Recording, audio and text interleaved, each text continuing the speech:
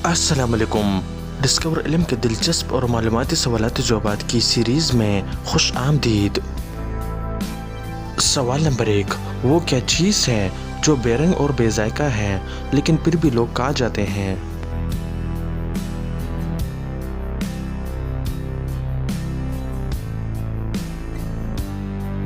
सही जवाब है कसम। सवाल नंबर 2, वो कौन सा जानदार है जो ना अंडे देता है और ना बच्चे पैदा करता है?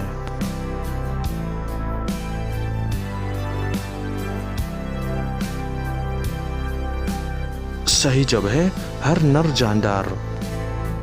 सवाल नंबर 3, कितना अरसा ना सोने से मौत वाक़या हो सकती है?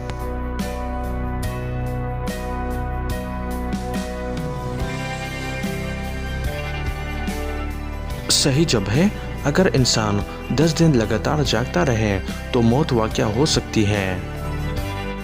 सवाल नंबर 4, वो कौन सा जानदार है जो हमेशा जिंदा रहता है?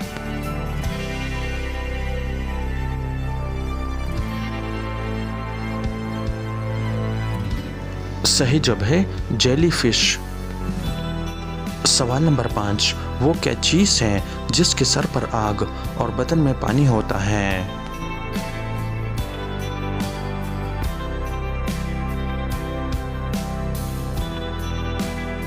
सही जवाब है मोमबत्ती।